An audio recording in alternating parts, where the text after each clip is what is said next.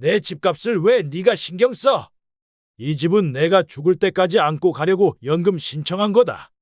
이런 일 있을 줄 뻔히 다 알았어. 안녕하세요. 부엌사연 구독자 여러분. 저는 경기도 수원에 살고 있는 69 정문수입니다.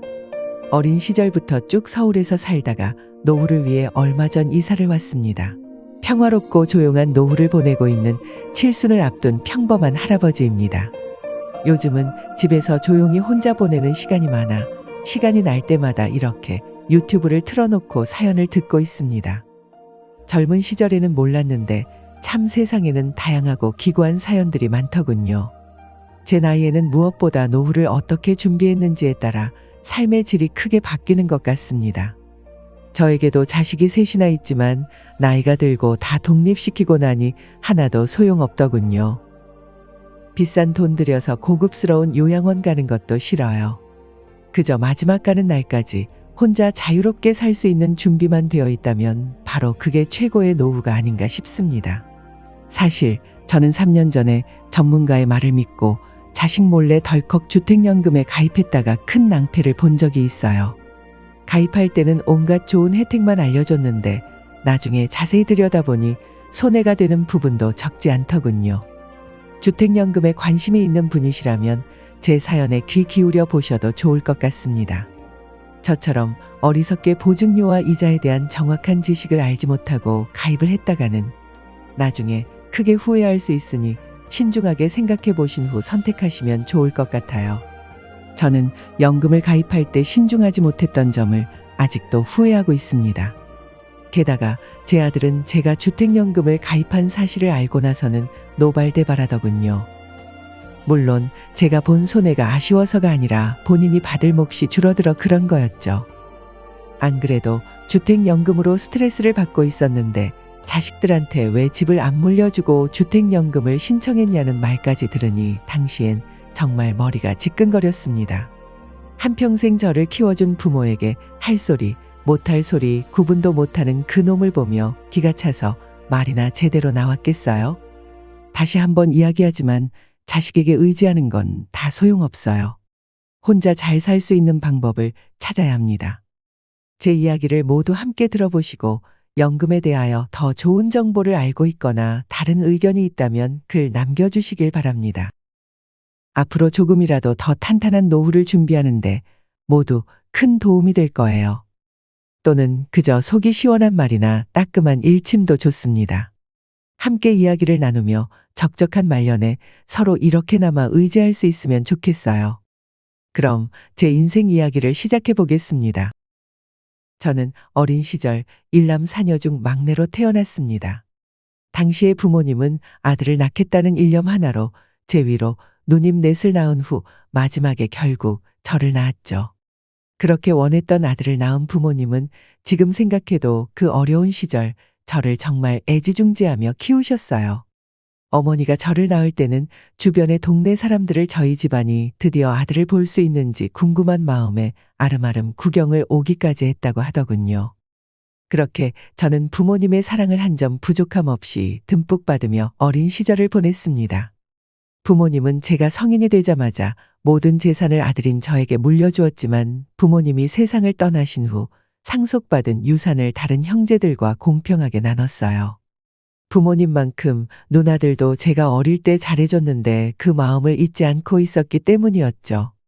그렇게 저는 아직 젊은 나이에 부모님에게 물려받은 돈으로 집을 한 채 마련할 수 있었습니다. 그 집은 제 평생의 든든한 뒷배가 되어 주었죠. 집을 마련하는 데 가진 돈을 전부 쓰다 보니 먹고 살기 위해서는 부지런히 일을 다녀야 했습니다. 처음 일을 시작했던 곳은 동대문에서 조금 떨어진 창신동의 한쪽 구석에 있는 봉제 공장이었죠. 지금이나 옛날이나 봉제 공장에는 여공들이 많았는데 저는 여공들이 일을 잘할 수 있도록 작업 관리 및 감독하는 역할을 했습니다. 말이 좋아 관리 감독이지 실상은 여공들을 감시하는 역할이었죠. 하지만 아직 새파랗게 어린 여공들이 일하는 모습을 보면 어린 시절 누님들의 모습이 떠올라 감시자의 역할은 제대로 하지 못했습니다. 공장 간부가 곁에 있을 때만 억지로 일을 했고 저 혼자만 있을 때는 여공들이 쉬면서 일을 할 수 있게끔 최대한 배려를 해주었죠. 쉬엄쉬엄 하세요. 실장님은 조금 전에 약속 있다고 나갔어요. 그때 여공들이 저에게 감사의 의미로 간식도 나눠주고 제 옷에 터진 곳이 있으면 수선해주고 했지요. 그러다 제 아내를 그곳에서 만나게 되었습니다. 아내 나이 꽃다운 23살에 저희는 결혼을 해서 살림을 차렸어요. 결혼 후에 아내에게 더 이상 봉제 공장에 다니지 말라고 설득했습니다. 그곳 환경이 얼마나 열악한지 제가 가장 잘 알고 있었기 때문에 도저히 아내가 공장에 다니는 모습은 못 보겠더라고요. 아내는 항상 그때 일을 기억하며 고마워했습니다. 참 당연한 일인데 뭐 그런 걸 그렇게 고마워했는지 지금 생각하면 눈물이 나오네요. 그렇게 아내가 집에서 살림을 시작한 후 얼마 지나지 않아 첫째 아들 승훈이가 태어났습니다. 그 뒤 2년 터울로 둘째 아들 승민이가 태어났고 한참 후 6년 터울로 막둥이 딸 현주까지 태어났죠. 둘째 아이가 태어날 무렵부터는 저도 공장을 그만두고 작은 트럭을 사서 화물 배달 일을 하기 시작했습니다. 그때 서울에서는 공사가 한창이었어요. 무슨 아파트를 짓네, 어디로 연결되는 도로를 만드네 하면서 화물 일거리가 넘쳐났습니다. 특히 공사장 자재 화물을 많이 옮겼는데 날씨가 궂은 날에는 보통 힘든 게 아니었죠. 크고 작은 교통사고도 몇 번이나 났습니다.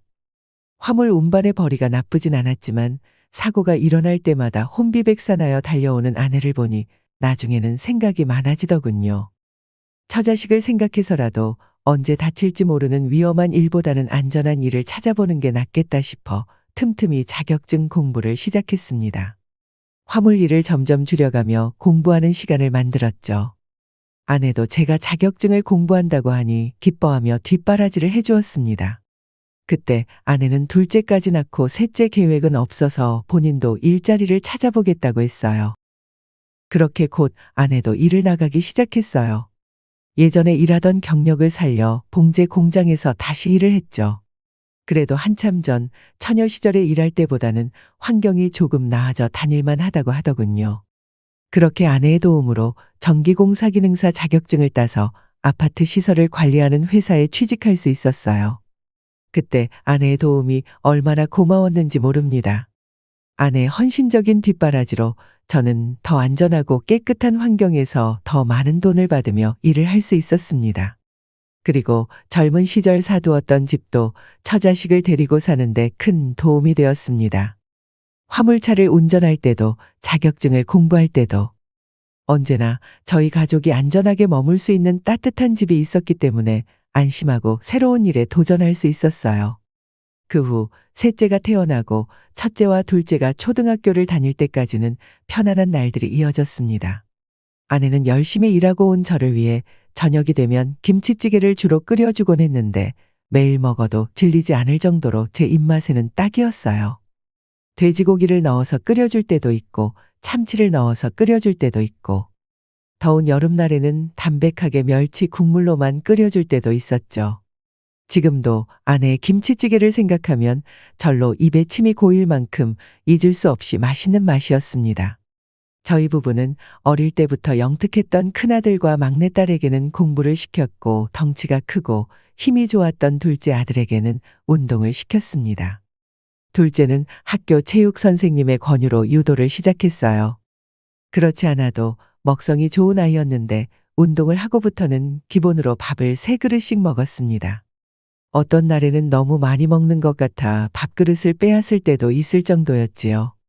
저도 잘 먹는 편이긴 했지만 둘째의 먹성에 비하면 아무것도 아니었습니다. 아이 둘 공부시키고 더군다나 한 명은 운동까지 시키니 들어가는 돈이 보통 많이 필요한 게 아니었어요. 그래서 아내는 셋째를 낳은 후에도 다니던 봉제 공장을 계속 나갔습니다.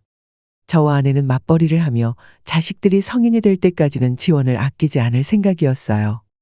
그런데 국민학교 때까지는 유도에서 두각을 보였던 둘째가 중학생이 되면서 점차 성적이 부진해지기 시작했습니다. 둘째는 어느 순간부터 시합에 나가면 좀처럼 이기지 못했고 한 시합을 앞두고 부상을 당하기도 했습니다. 그때 작은 아들도 많이 힘들어하더군요. 자꾸 또래에 비해 뒤처지는 자신을 보니 자존심도 많이 상한 듯 보였습니다. 저희 부부는 아들에게 운동을 시킨 것을 후회하기 시작했어요. 그 후 작은 아들은 저희와 상의한 끝에 중학교 3학년 때 운동을 그만두고 뒤늦게 공부를 하기 시작했습니다. 하지만 뒤늦게 공부를 시작했던 터라 둘째는 좋은 성적을 받을 수 없었습니다. 둘째 아들의 성적은 뒤에서 잘 움직이지 않았습니다. 다행히 첫째 아들과 막내딸은 학업 성적도 중상위권을 유지하고 건강하게 잘 자라주고 있었습니다. 아내는 아이들에게 모성애가 참 강한 편이었어요. 조금이라도 다칠까봐 품 안에 꼭꼭 감싸고 참 애지중지 키웠습니다. 저는 그런 아내에게 때론 핀잔을 주기도 했죠. 곱게 키운 자식한테는 대접 못 받는 법이야. 누가 대접받으려고 자식 키우나요? 다 내가 좋아서 하는 일이지요. 한번 키우는 자식 후회 없이 키우고 싶어요. 자식보다 자기 자신을 챙겨야지. 자식들은 다 알아서 잘 자랄 테니 너무 감싸기만 하지 마. 저와 아내는 자식들을 딱 20살 때까지 지원해 줄 생각이었어요. 하지만 둘째가 수능을 보고 온 후 재수를 하고 싶다는 말에 바로 그 다짐이 깨졌습니다. 사실 저는 둘째에게 재수까지 시키고 싶지는 않았지만 아내는 눈물로 저를 설득했습니다. 특히 운동을 하느라 공부를 늦게 시작한 작은 아들에게 미안한 마음을 가지고 있어서 더 그랬죠. 저도 아내의 부탁에 마음이 약해져 둘째 재수까지 지원해 주기로 하였습니다. 하지만 딱 재수까지만 지원해 주겠노라고 신신당부했어요. 승민아, 딱 재수까지야. 그 후에는 더 많은 지원은 어려워. 너도 우리 집 사정 알잖니? 네, 재수면 충분해요. 도와주셔서 정말 감사해요. 사실 둘째를 재수시켜주며 첫째의 눈치가 조금 보이긴 했습니다. 첫째도 더 좋은 학교를 가기 위해 재수를 희망했지만 그때 저희 부부는 거절했거든요. 둘째 승민이는 서울에 있는 4년제 대학을 가기 힘들 정도로 성적이 안 좋았지만 첫째 승훈이는 서울에 있는 평범한 4년제 대학을 충분히 들어갈 수 있을 정도로 성적이 괜찮았기 때문입니다. 충분히 갈 수 있는 학교가 있는데 더 좋은 곳으로 가기 위한 재수는 욕심이라고 생각했죠. 저는 어릴 때는 누나들이 워낙 저를 잘 챙겨줘서 형제들끼리 질투 같은 것은 모르고 살았는데 제 아이들은 달랐습니다. 막둥이는 늦둥이 딸이라 어렸을 때부터 예쁨을 받고 살아 괜찮았지만 첫째와 둘째는 항상 경쟁 관계였거든요. 두 아들의 오해는 부모의 기대와는 다르게 날이 갈수록 나빠졌습니다. 승훈이는 승민이가 운동을 한다며 집안 돈을 잔뜩 까먹고 결국 운동을 포기한 게 마음에 들지 않았어요. 또 둘째가 운동하는 것을 뒷바라지한다며 부모의 관심을 뺏어갔던 승민이를 은근히 미워하기도 했습니다. 승민이도 승민이 나름대로 불만이 있었지요. 큰형은 어렸을 때부터 부모님이 영특하다고 공부를 시키고 자신은 운동을 시킨 게 싫었습니다. 툭하면 형처럼 자기 자신도 키워줬으면 하는 서운한 마음을 내비치기도 했죠. 재수한다며? 참 너는 복도 많다. 똑바로 해. 또 돈 까먹지 말고. 어렸을 때부터 편안하게 공부만 해온 형이 뭘 안다고 큰 소리야? 나도 재수하고 싶어서 하는 거 아니라고. 나약한 놈. 그럼 애초에 운동을 끝까지 독하게 했어야지. 포기한 놈이 뭐가 그렇게 말이 많아. 제가 어릴 적에는 가진 게 많이 없어 콩 한 쪽이라도 형제끼리 나눠 먹었는데 삶이 좋아지면서 자식들에게 장난감이나 먹을 것들을 잘 챙겨주다 보니 오히려 서로가 더 받으려고 싸우는 걸까요? 둘 다 모두 부모의 사랑을 부족함 없이 받고 자랐는데 왜 클수록 불만만 쌓이는지 정말 알 수 없었죠. 다행히 둘째는 재수를 하며 성적이 올라 서울 안에 있는 적당한 대학에 들어갈 수 있었습니다. 그 후 막둥이 딸까지 결국 모두 대학에 들어갔고 아이들은 차례로 사회생활을 하기 시작했어요. 그리고 하나, 둘 집 밖으로 나가 독립하여 살기 시작했죠. 아내는 마지막으로 막내딸까지 독립할 때 못내 아쉬워하더군요. 자식들이 장성해서 다들 제 밥벌이 한다고 나가는데 뭐가 그리 아쉬워? 그러게요. 좋은 일인데 마음 한켠이 참 헛헛하네요. 집도 너무 횡한 것 같고. 이제 우리도 슬슬 쉴 준비를 해야지. 그동안 당신도 고생 많았잖아. 저는 그동안 고생하며 살아온 아내와 좋은 말년을 보내겠다고 다짐하며 아내를 위로했습니다. 아내는 막내딸이 대학을 졸업한 시점에 다니던 봉제 공장도 그만두었습니다.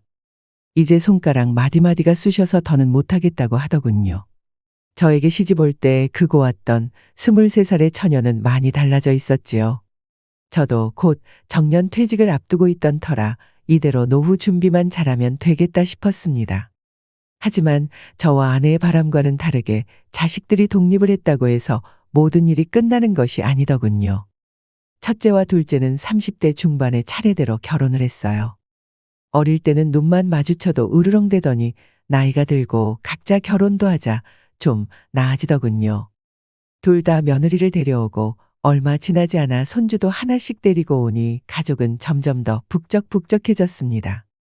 저와 아내는 어린 손주들이 집에 올 때마다 예뻐서 어쩔 줄을 몰랐죠.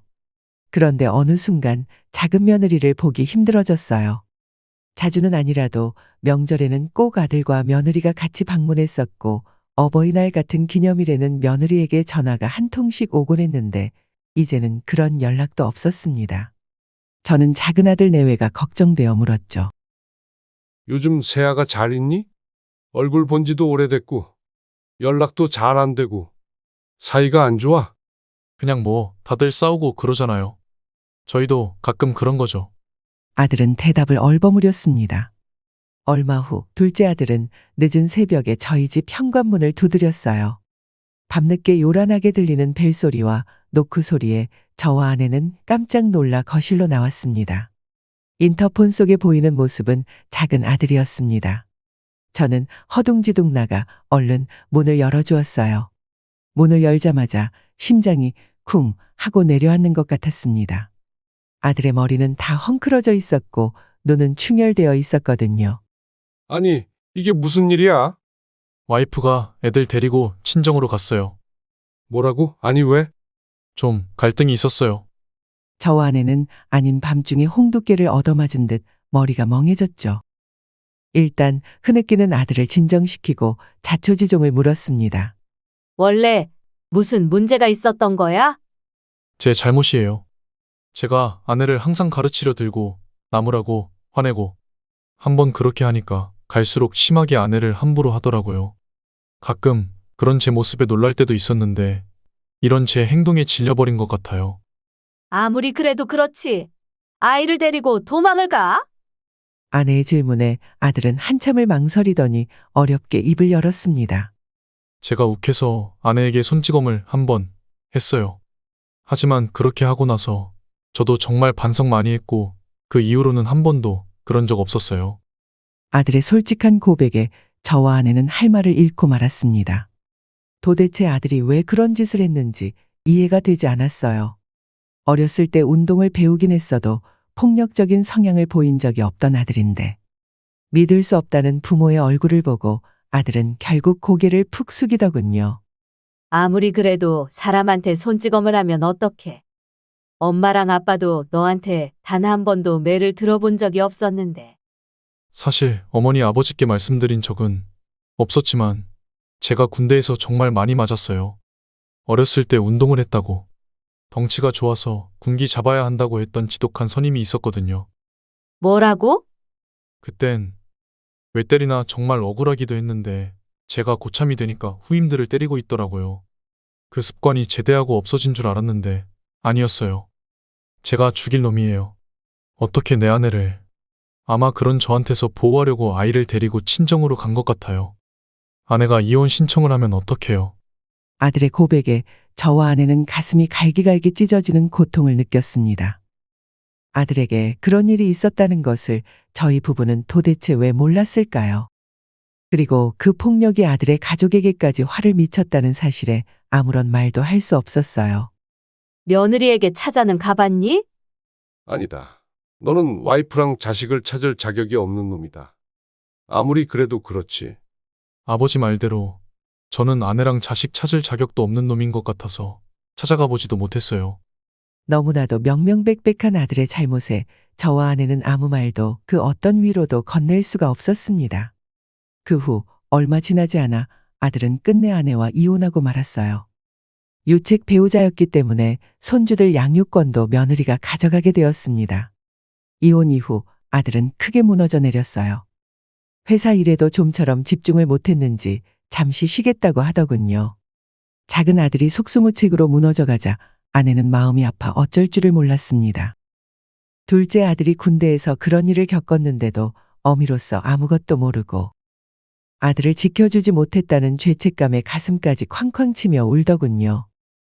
아내는 혼자 있는 아들을 과도하게 신경 쓰기 시작했습니다. 아들 집으로 반찬을 가져다 줄 때마다 속상한 마음에 눈물로 베개를 적시며 새벽이 될 때까지 잠도 잘 들지 못했죠. 그런 아내를 옆에서 지켜보는 것도 정말 힘들었습니다. 죽이 되든 밥이 되든 그런 일은 결국 승민이 혼자 감당하고 이겨내야 하는 일이야. 우리가 해줄 수 있는 일은 없어. 당신이 승민이 사는 꼴을 못 봐서 그래요. 냉장고에 먹을 것은 하나도 없고 술병만 가득하다고요. 방은 또 어떤 줄 알아요? 청소도 전혀 안 하는지 온통 쓰레기가 가득해요. 집안 전체가 쓰레기통이라고요. 그런 집에서 우리 아들이 지금 살고 있다니. 내가 어떻게 잠이 들겠어요. 아내의 서러운 눈물에 결국 저는 아들을 저희 부부의 집으로 다시 불러오기로 했습니다. 저도 아들이 잘못된 선택이라도 할까봐 내심 많이 걱정되었지요. 다 큰 자식을 집에 다시 들이는 것이 해결책은 아니라고 생각했지만 아내와 딱 1년만 데리고 있자고 합의를 하고 둘째 아들을 데리고 왔죠. 그런데 아들은 집으로 돌아오자 그때부터 엄마가 해주는 밥을 먹고 집에서 계속 쉬더군요. 아마 아내도 알고 있었을 거예요. 부모는 어른이 된 자식과 분리되어야 하고 자식이 스스로 이겨내도록 만들어야 한다는 것을요. 하지만 아내는 아들을 쉽게 놓지 못했습니다. 아내는 매일 자식 일로 마음이 무거웠습니다. 아들이 집으로 들어온 후 새롭게 도전하는 일이 잘 안 되거나 지난 실수로 힘들어하면 항상 걱정이 태산이었어요. 심지어 다른 일이 손에 안 잡힐 정도였습니다. 작은 아들이 많이 힘든 시기에 아내는 마치 아들의 일이 본인의 일이라도 된 듯 같이 힘들어했어요. 항상 그런 아내에게 저는 그렇게 마음 쓰지 말라고 조언했지만 아내는 그런 걱정에서 벗어나야 하는 것을 알면서도 직접 행동으로 옮기지는 못했습니다. 게다가 작은 아들은 당시에 집에 있는 동안 정말 아무것도 하지 않았어요. 매일 방에서 술을 마셨고 컴퓨터로 게임만 해댔습니다. 밖에 잘 나가지도 않았죠. 그렇게 1년이라는 시간이 눈 깜짝할 새 지나가더군요. 그런 아들의 못난 생활을 매일 뒷바라지하던 아내도 점점 아들이 미워지기 시작했습니다. 사실 아들의 입장에서는 집에만 있으면 밥도 주고 청소도 해주니 사실상 나가서 일을 해야겠다는 의지가 사라진 채 마냥 편안하게 지낼 수 있었죠. 아내는 아들에게 잔소리를 하기 시작했지만 이미 이 생활에 익숙해진 아들은 엄마의 타박을 들은 채도 하지 않더군요. 너 언제까지 게임만 할 거야? 엄마 금방 끝나요. 이번까지만 할게요. 새롭게 일자리도 구해야지. 너 이러다 진짜 큰일 나. 제가 나중에 다 알아볼게요. 걱정하지 마세요. 아들의 방은 정말 난장판 그 자체였습니다. 이불 정리는 당연히 안 돼 있고 바닥에는 휴지와 과자 비닐봉지, 심지어 음식물 부스러기까지 흩뿌려져 있었습니다. 청소를 해주려고 해도 나가라고만 하니 아내는 그런 아들에게 해줄 수 있는 것이 많지 않았어요. 무교였던 아내는 이런 아들로 인해 종교라도 하나 가져야 하나 진지하게 고민하더군요. 저도 마찬가지였지요. 다 큰 아들이 이제는 정신 차리기를 간절하게 어디에 매달려 보고 싶었어요. 큰아들도 물론 작은 아들의 상황을 모두 알고 있었습니다. 그렇지 않아도 항상 동생을 못마땅하게 여기던 첫째는 결국 한번 폭발하고야 말았어요. 가족 모임으로 큰아들이 저희 집으로 왔을 때 작은아들과 큰 다툼이 일어나고 말았죠. 너는 아직도 한심하게 여기서 이러고 있어? 도대체 정신은 언제 차릴 거야? 형이 지금 내 상황을 알아? 내일은 내가 알아서 할 테니까 신경 꺼. 네가 알아서 하는 게 이 모양이야? 언제까지 부모님이 네 뒷바라지를 해야 해? 너 양심은 있냐? 아내는 아이들의 목소리가 점점 커지자 큰아들을 말리려고 했습니다. 그러자 큰아들은 감정이 격해져 자기 어머니한테까지 소리를 지르고 말았어요. 이게 다 어머니 때문이에요. 어렸을 때부터 그렇게 승민이만 싸고 도니까 이놈이 정신도 못 차리고 평생 이 모양이죠. 저한테 승민이한테 줬던 관심을 절반이라도 줘봤어 봐요. 지금 훨씬 낫지. 큰아들은 결국 그렇게 가족 모두에게 화를 내고 집을 나가버리고 말았습니다. 그 뒤로 오랫동안 발길을 끊었죠. 연락도 하지 않았습니다. 아내는 두 아들 사이에 분란까지 생기자 큰 스트레스를 받았어요. 스트레스는 만병의 근원이라고 하던가요. 끝내 아내는 갑상선 암에 걸리고 말았습니다. 다행히 발견이 늦진 않았지만 아내는 큰 충격에 빠졌어요. 자신이 암이라는 소식에 두 손이 바르르 떨며 절망에 빠진 표정으로 저를 바라보았습니다. 그때 아내의 모습이 얼마나 안쓰러웠는지 저는 눈물을 참을 수 없어 펑펑 쏟아내고 말았죠. 작은 아들도 엄마가 암에 걸렸다는 소식에 크게 충격을 받은 듯 했습니다. 특히 갑상선암은 스트레스가 가장 큰 요인이라고 알려져 있어 둘째는 엄청난 죄책감에 시달렸죠. 자신 때문에 암이 걸린 거라고 한동안 몹시 우울해했습니다. 그러더니 그제서야 조금씩 정신을 차리더군요. 아들은 아내에게 미안하다고 용서를 빌고 앞으로 똑바로 살겠다는 말을 전했습니다. 그리고 바로 그 다음 날부터 재취업을 위해 면접을 보러 다녔죠. 저는 큰아들에게도 아내가 갑상선 암에 걸렸다는 소식을 전했지만 큰아들은 꿈쩍도 안 하더군요. 갑상선 암은 큰 병도 아니라면서 엄마를 위로할 생각도 하지 않았습니다. 큰아들의 차가운 태도에 실망했죠. 자기는 차별을 당했다고 주장했지만 저와 아내는 큰아들에게도 충분히 정성을 다했다고 생각했는데 자기가 받은 것은 생각 못하고 못 받은 것만 내놓으라고 말하는 첫째가 너무 이기적이라고 느껴졌고 괘씸하다는 생각도 들더군요. 당분간은 저도 큰아들과 연을 끊고 살겠다고 다짐하며 큰아들과 통화를 마쳤죠. 그 후 아내는 갑상선 암 수술을 받았고 병원에 꾸준히 다니며 약을 먹었습니다. 아침, 저녁으로 먹는 약이 한 주먹은 되었죠.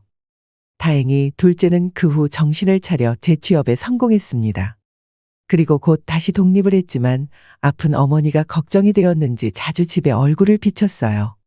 하지만 첫째는 여전히 발길을 끊고 살았습니다. 아내도 아픈 후로는 예전 같지 않았어요.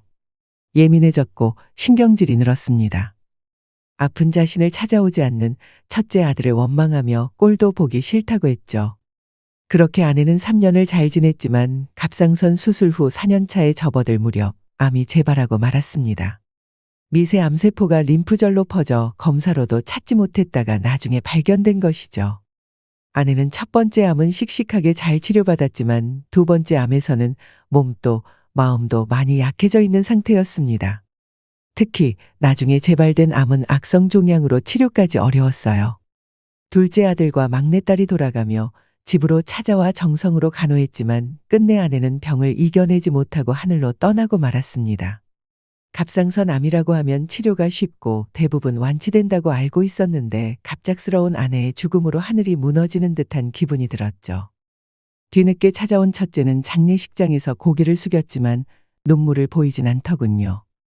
저는 여전히 차가운 첫째의 태도에 혀를 차며 속으로 자식 키워봐야 다 소용없다는 사실을 상기시켰죠. 그렇게 아내를 보내고 엄마를 간호하던 자식들마저 집에서 짐을 정리하고 나가니 저는 다시 혼자가 되었습니다. 아내를 보내고 홀로 돌아온 집은 크고 텅 비어 있고 적막하더군요. 거실에 앉아 한참을 울었습니다. 그날따라 아내가 해준 김치찌개가 너무 그리웠습니다. 아내가 해준 김치찌개 맛을 따라 해보려고 했지만 절대 그 맛이 나지 않았습니다. 다시는 아내의 김치찌개를 맛볼 수 없다는 생각에 다시 한번 슬픔이 물밀듯이 밀려오더군요. 하지만 아무리 가슴을 치고 슬퍼해도 이제 아내를 만날 수 없었죠. 좋은 말년을 보내게 해주고 싶었는데 그렇게 하지 못한 게 못내 한이 되었습니다. 아내가 암 투병을 할 때 저는 정년 퇴직을 했어요. 30년을 꼬박 다니던 회사였습니다. 은퇴 후에는 받을 수 있는 국민연금이 있었고 지금 살고 있는 집도 주택연금으로 돌릴 생각을 하고 있었기 때문에 퇴직금을 일시금으로 받아 자식 셋에게 똑같이 나누어 줬습니다. 현금은 들고 있을수록 가치가 떨어지는 것이라 투자를 해야 하는데 혼자서 부동산을 하네, 주식을 하네 하면서 골치 아프게 굴릴 자신은 없었어요. 그냥 일찍 자식에게 속편히 나눠주고 알아서 불려가라고 했습니다. 그리고 이것이 자식들에게 주는 마지막 유산이라고 생각했지요. 둘째는 한사코 거절했지만 결국 돈을 받았고 막내도 감사히 돈을 받았지요. 첫째도 그동안 부모에게 냉랭했지만 그때만큼은 크게 기뻐하며 마지막 유산을 받았습니다. 이후 저는 은행을 찾아가 주택연금 상담을 받고 바로 집을 주택연금으로 돌렸습니다.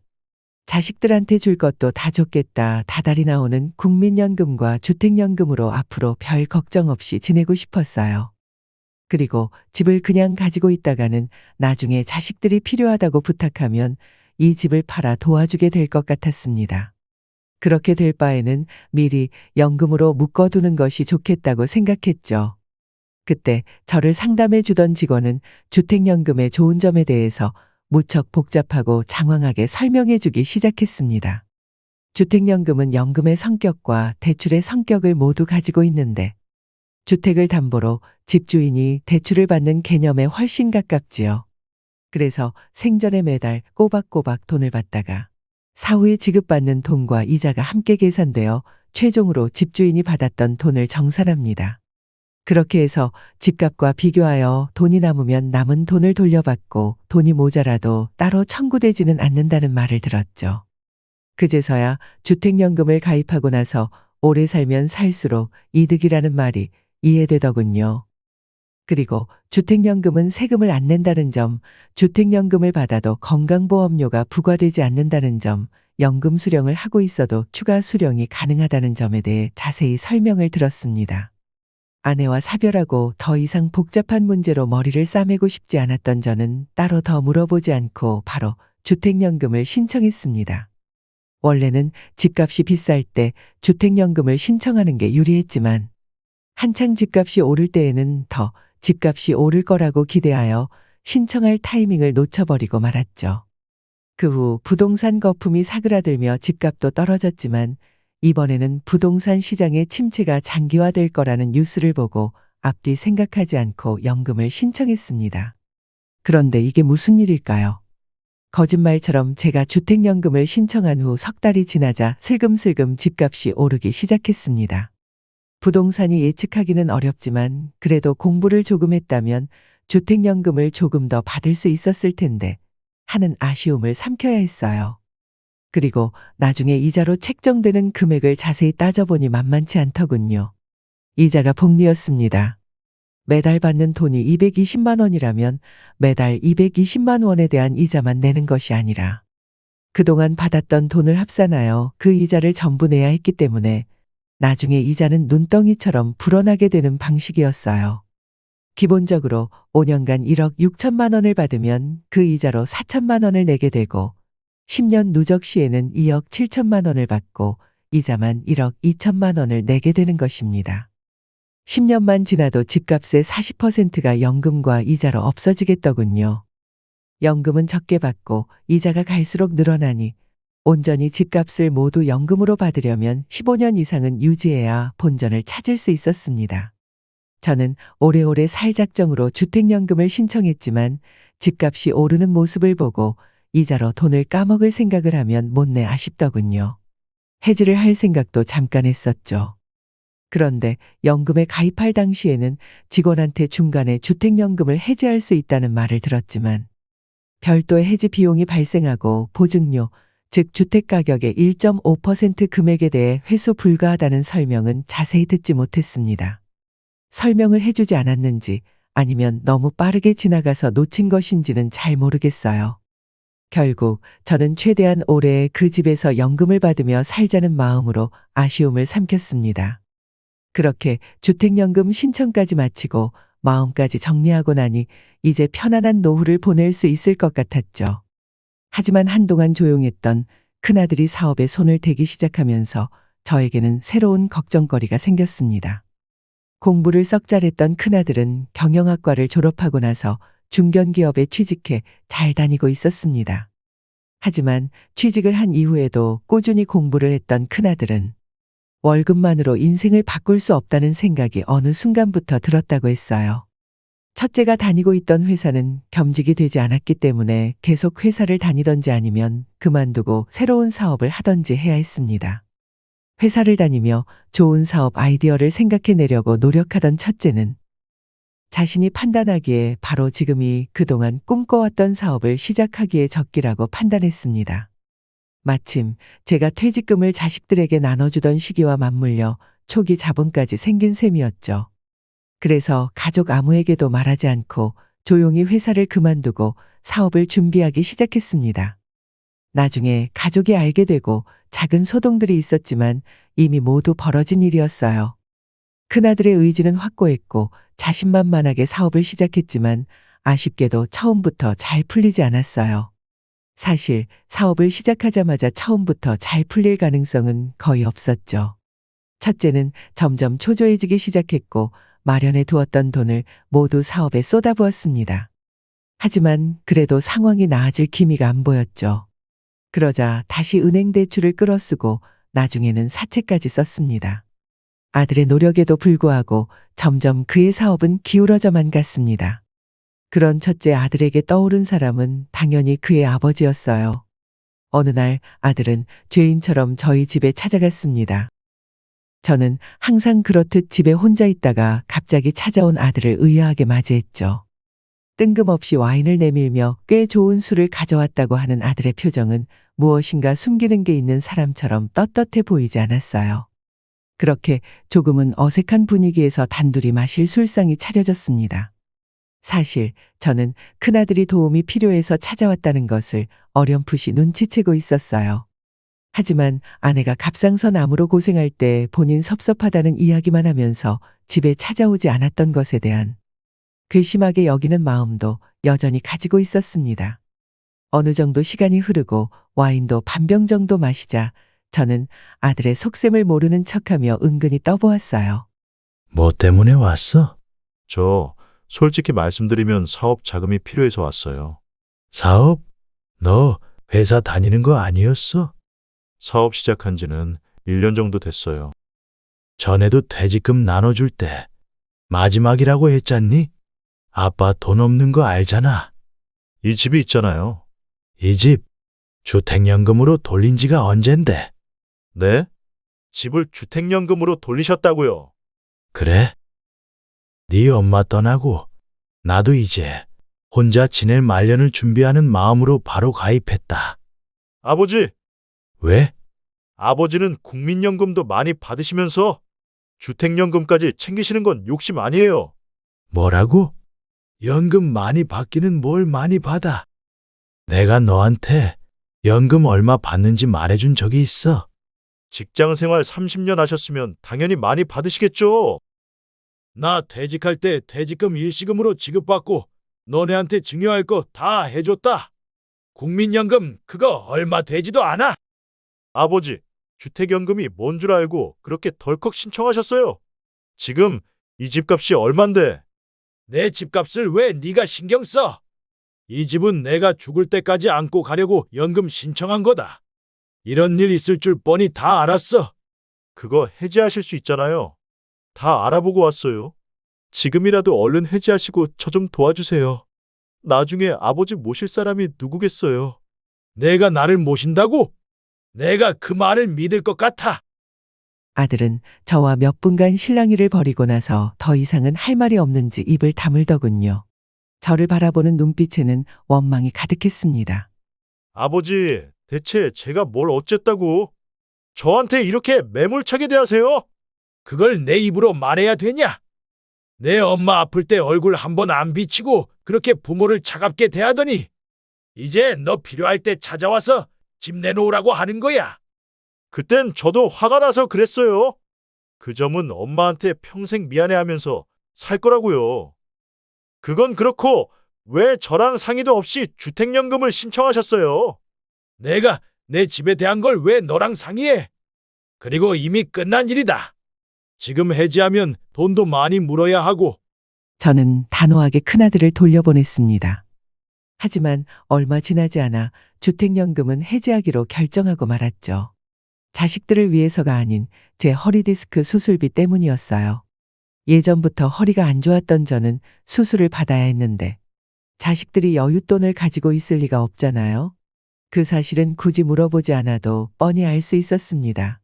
그리고 무엇보다 자식들에게 손을 벌리기 싫었어요.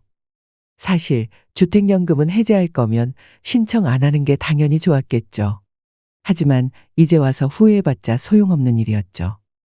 연금을 해지하게 되면 보증료와 지금까지 받은 돈을 복리 이자로 갚아야 했고 3년 동안 재가입이 불가능했습니다. 하지만 큰 목돈이 필요한 지금 다른 방법은 없었기에 결국 손해를 보고 주택연금을 해지했죠. 저같이 나이가 많은 경우 언제라도 크게 아플 수 있으니 만일을 위한 목돈을 미리 마련해 놓았어야 했는데 그런 대안도 없이 주택연금을 신청한 것을 크게 후회했어요. 하지만 그렇다고 전 재산을 잃은 것은 아니었기에 그 점으로 위안 삼을 뿐이었죠. 이미 손해본 돈은 자기 손을 떠났으니 집착하지 않았고 주택연금을 해지하자마자 집을 팔았습니다. 저는 그 후에 집을 팔았다는 사실과 작은 집으로 이사 갔다는 사실을 자식들에게 바로 알리지 않았어요. 물론 둘째와 막둥이에게는 말할 수도 있었겠지만 이제 제가 자식들을 걱정하는 것도 지쳤고 자식들이 저에게 기대하는 것도 지쳤습니다. 그렇게 자식들에게는 집 주소를 남기지 않은 채 그저 최근에 이사를 갔고 잘 지내고 있을 테니 걱정하지 말라는 메시지 하나를 남기고 이렇게 떠나왔어요. 그 후 막내딸 그리고 두 아들과도 간간히 통화는 하지만 서로 만나는 일은 없이 남은 노후를 홀로 조용하게 지내고 있어요. 얼마 전에 막내딸과 통화를 한 것이 마지막이었습니다. 제 나이가 7순이 다 되었는데도 아직도 다른 고민이 있을 때면 저에게 털어놓기 위해 가끔 연락을 하기도 해요. 제가 이사하기 전 마지막으로 결혼한 막내딸은 요새 결혼 생활이 힘든지 이런저런 하소연을 한참 하더군요.